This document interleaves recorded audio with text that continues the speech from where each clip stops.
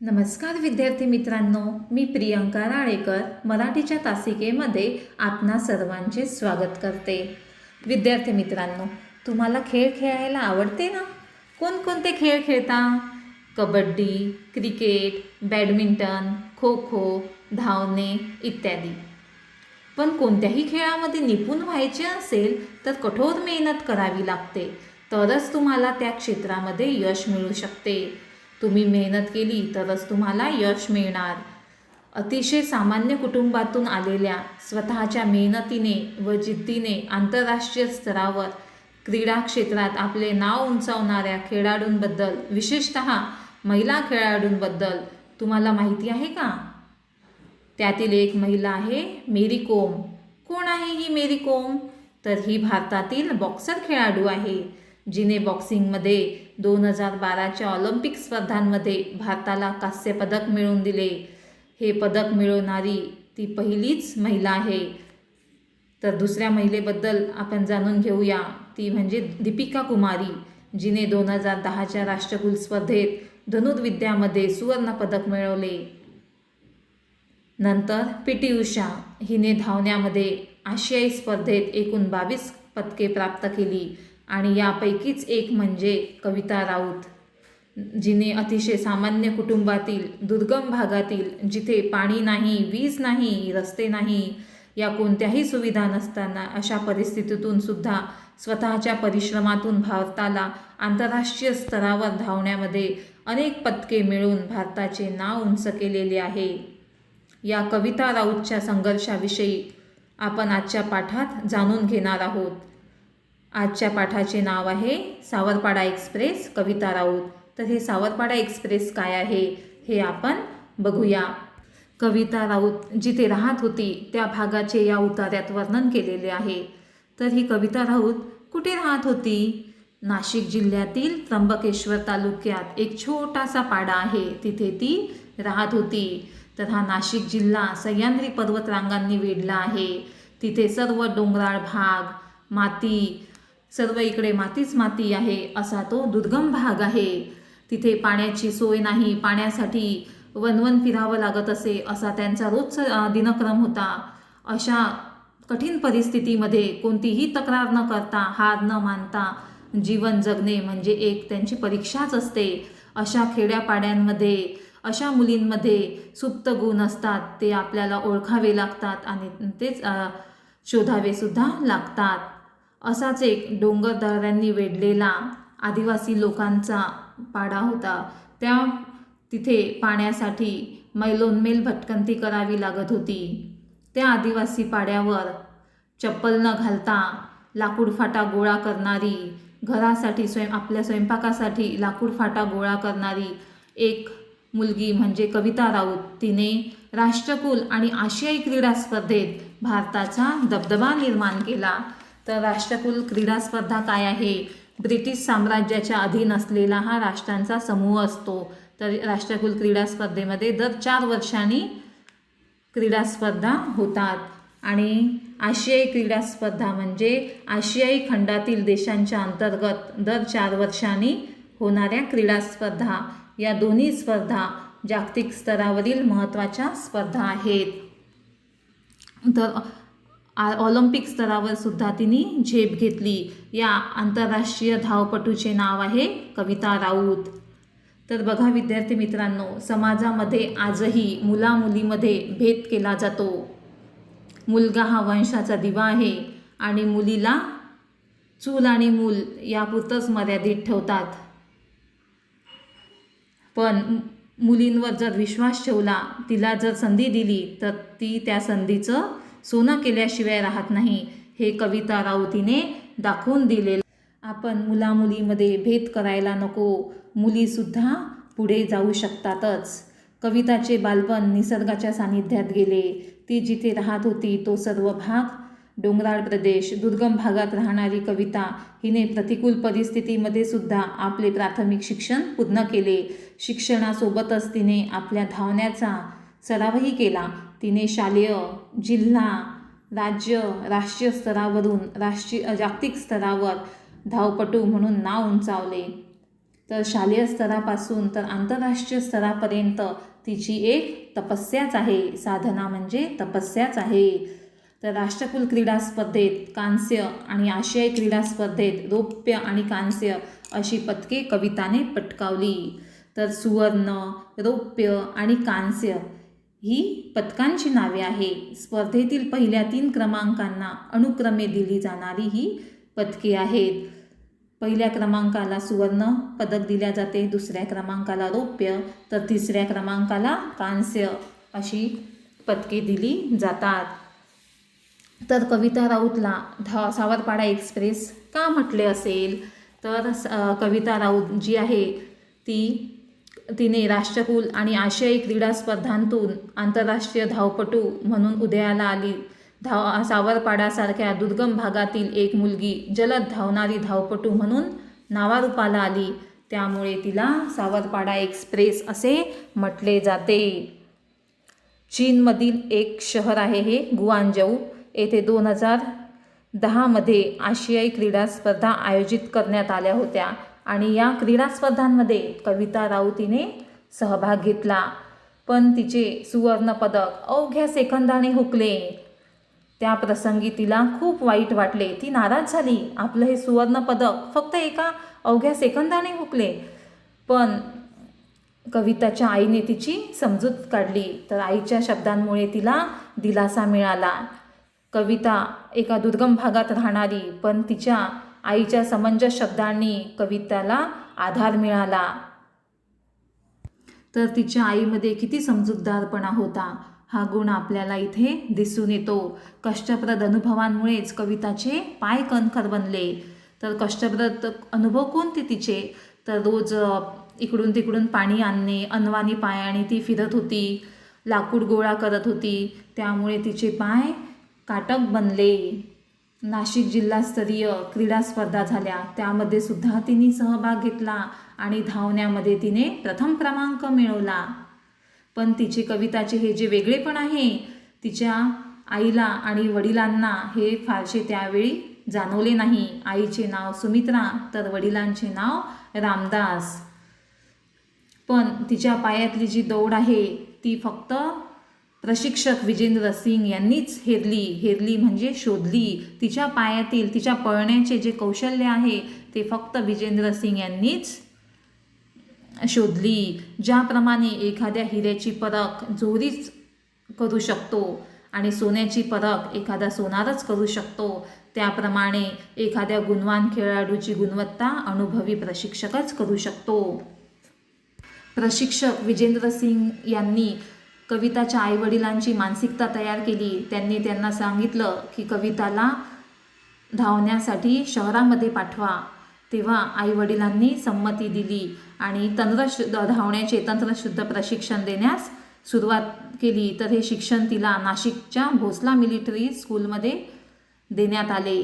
पण कविताला बूट घालून धावणे अवघड वाटायचे, कारण ती लहानपणापासूनच अनवाणी पायाने चालत होती. पण विजेंद्र सिंग यांनी तिला सांगितले, आंतरराष्ट्रीय धावपटू जर तुला बनायचं असेल तर बूट घालण्याशिवाय पर्याय नाही. त्यांनी तिच्याकडून बूट घालून धावण्याचा सराव केला. तेव्हाच ती बूट घालून धावण्याचा सराव तिने नियमितपणे केला. विद्यार्थी मित्रांनो, हिऱ्याला पैलू पाडल्यावर त्याचे तेज अधिकच फैलावते, तसे तिच्या बाबतीत झाले. असे इथे का बरं म्हटलं असेल, तर हिरा हा कोळशाच्या खाणीमध्ये मिळतो. हिरा हा सुरुवातीला दगडासारखाच असतो. त्याला पैलू पाडल्यावर म्हणजेच त्याचे भाग पाडल्यावर त्याला चमक येते, त्याचे मूल्य वाढते. तसेच कविताच्या बाबतीत झाले. कविता पहिलेपासून गुणवत्ता तर तिच्यामध्ये होतीच, पण तिला तंत्रशुद्ध पद्धतीने धावण्याचे धडे विजेंद्र सिंग यांनी दिले. तिच्याकडून मेहनत सराव करून घेतली आणि तिला उत्कृष्ट धावपटू बनवले. गुजरातमधील गांधीनगर येथे झालेल्या राष्ट्रीय पातळीवरील शालेय स्पर्धेत सुद्धा तिने सहभाग घेतला आणि या धावण्याच्या स्पर्धेत तिला रौप्य पदक मिळाले आणि तिच्या यशाचा इथे आरंभ झाला. श्री गणेशा झाला म्हणजेच तिची सुरुवात झाली. पुढे तर मग काय, नाशिक इथे तिचा सराव झाला. नाशिक हे शहर आहे आणि तिथे या नाशिक या जिल्ह्यामध्ये तिचा सराव सुरू झाला आणि या हर्सूल या छोट्याशा गावामध्ये शिक्षण तिचं सुरू होतं, अशी तिची कसरत चालू होती. पण ही कविताची ओढाताण पाहून विजेंद्र सिंग यांना फार वाईट वाटले. नाशिक येथे तिचा धावण्याचा सराव आणि हर्सूल येथे शिक्षण, तर तिची फार ओढाताण होत होती. तर त्यामुळे विजेंद्र सिंग यांनी तिच्या आईवडिलांना सांगितले की तिचं शिक्षण जे आहे हर्सूल सोडून तिला नाशिकला शिक्षणासाठी पाठवा. तिच्या आईवडिलांनी संमती दिली. तेव्हा त्यांनी विजेंद्र सिंग यांनी 11वीसाठी भोसला मिलिटरी स्कूलमध्ये कॉलेजमध्ये प्रवेश मिळवून दिला. तर ती राहणार कुठे? तर तिच्या कॉलेजचा प्रश्न मिटला. तर आता ती राहणार कुठे? तर कविताच्या आईवडिलांना पडलेला प्रश्नही विजेंद्र सिंग यांनी सोडवला. 24 ऑक्टोबर 2002 पासून पुढील 5 वर्ष म्हणजे 11वीपासून ती पदवीपर्यंत ती विजेंद्र सिंग यांच्याच घरी राहिली. स्वतःचा एक मुलगा आणि एक मुलगी असताना सुद्धा या सिंग दाम्पत्याने आपली दुसरी मुलगी म्हणून कविताचा सांभाळ केला, तिचे पालनपोषण केले. आता कविता विजेंद्र सिंग यांच्यासोबतच राहत होती. विजेंद्र सिंग यांचं सर्व लक्ष कविताच्या धावण्याकडे होते आणि त्यांनी पूर्ण लक्ष तिच्या धावण्याकडे पुरवले. आणि त्याची प्रचिती म्हणजे कविताचे यश. एक पाठोपाठ धावण्याचे विक्रम तिच्या नावावर झळकू लागले. ती एक लांब पल्ल्याची धावपटू म्हणून चमकली. कविताच्या या यशामुळे हर्सूल सावरपाडा या भागास नवीन ओळख मिळाली. तर आज तिच्या परिवारालाच नव्हे, तिच्या आईवडिलांनाच नव्हे, तर संपूर्ण हर्सूल परिवाराला सुद्धा तिचा अभिमान वाटतो. 2010मध्ये नवी दिल्ली येथे राष्ट्रकुल स्पर्धा झाली होती. तर नवी दिल्ली हे भारताची राजधानी आहे. तिथे स्पर्धा झाली होती. तर त्या स्पर्धेमध्ये कविताने सहभाग घेतला आणि तिथे सुद्धा ती जिंकली. तर हे जिंकल्याचे जाहीर होताच हर्सूल सावरपाडा येथे जणू काही दिवाळीच साजरी झाली. सर्व इकडे उत्सवच साजरे करण्यात आले. या स्पर्धेत विजयी झाल्यानंतर तर कविता आपल्या गावी येणार म्हणून सगळ्यांनी सकाळपासून जो तो आपल्या कामात गुंतला. कविताच्या स्वागतासाठी तयार झाले. हजारोच्या संख्येने लोक उपस्थित झाले. आपल्या लेकीला खूप प्रसिद्धी मिळाले. सगळेजण तिचे कौतुक करत आहे. तिच्या सत्कारासाठी गावगावचे लोक आलेले आहे. आता आपली मुलगी लय मोठी झाली आहे असे तिच्या आईच्या डोळ्यामध्ये दिसत होते, म्हणजेच तिच्या आईला वाटले. कविता बंगळुरू येथे विशेष प्रशिक्षणासाठी गेली होती. तेव्हा रोज किमान एकदा तरी ती तिच्या आईसोबत फोनवर बोलत होती.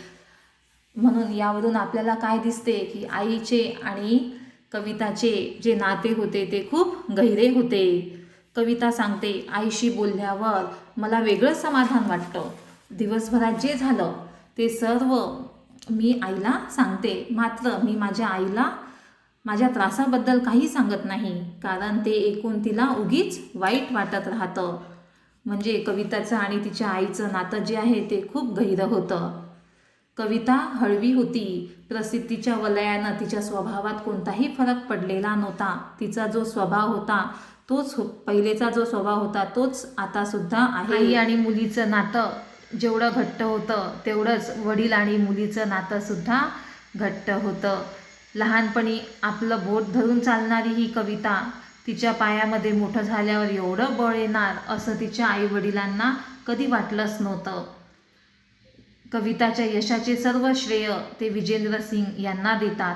कारण कविता जेव्हा प्रतिकूल आर्थिक परिस्थितीशी झगडत होती तेव्हा तिला आर्थिक मदत मिळावी याकरिता जो भेटेल त्यांना विजेंद्र सिंग विनंती करत होते की कविताला उच्च सरावासाठी धावण्यासाठी पैशाची गरज आहे. जर विनंती करण्यात विजेंद्र सिंग यांनी कोणताही कमीपणा जर वाटू दिला असता तर कदाचित आज कविता या स्थानापर्यंत पोहोचू शकली नसती. ती उच्च खेळाडू धावपटू बनली नसती. गेल्या काही वर्षापासून कविता कुटुंबापासून दूर राहत आहे. तिला वेगवेगळ्या ठिकाणी खेळासाठी स्पर्धेसाठी जावं लागते. तरीसुद्धा तिने सर्वांचे प्रेम जपले आहे. घरचे सण समारंभ उत्सव जे होतात त्यामध्ये तिला सहभागी होता येत नाही. त्यामुळे तिला खूप वाईट वाटते. बंगळुरूच्या क्रीडा केंद्रात असताना कविताला तिच्या आवडीच्या एका गोष्टीपासून दूर राहावं लागत होतं. ती म्हणजे वांग्याची भाजी आणि नागलीची भाकरी. वांग्याची भाजी माहीत आहे ना प्रत्येकाला, आणि नागलीची भाकरी ती एक प्रकारचं धान्य आहे. तर कविताने संपादन केलेल्या यशामुळेच सावरपाड्याचे नाव आज सर्व दूर पसरलेले आहे. जे सावरपाडा गाव ज्याला कोणीही ओळखत नव्हतं, त्या गावाचे नाव कविताने उंचावले आहे. तिच्या यशामुळेच कविता तिथल्या मुलामुलींसाठी आदर्श ठरली आहे. आज कविता भारतातील अव्वल उत्कृष्ट धावपटू आहे. पी.टी. उषा या धावपटूला ती आपला आदर्श मानते.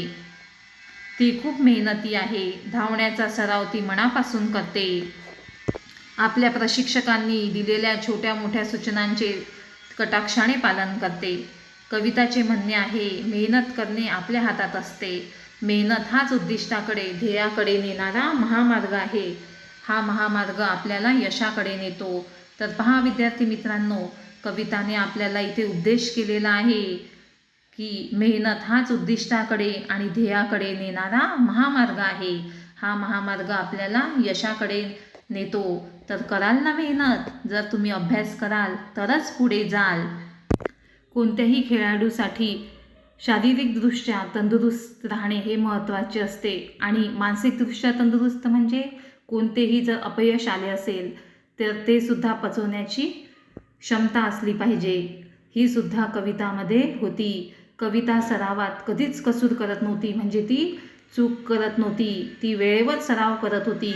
कविताचे इतर झगमगाती गोष्टीकडे लक्ष नव्हते. ज्या भौतिक सुविधा आहेत त्या कधीही तिने उपभोगल्या नाही. खेळाचा सराव चालू असताना तिने तिचे शिक्षणसुद्धा चालू ठेवले. यशवंतराव चव्हाण महाराष्ट्र मुक्त विद्यापीठामुळे तिच्या शिक्षणात सुद्धा खंड पडला नाही. तिने तिचे शिक्षण चालूच ठेवले. धावण्यासोबत शिक्षणसुद्धा तिने चालू ठेवले. कविता ही तिच्या जीवन प्रवासाची नायिका आहे असे लेखक संतोष साबळे असे म्हणतात. कविता ही तिच्या जीवन प्रवासाची नायिका आहे असे लेखकांनी का म्हटले असेल?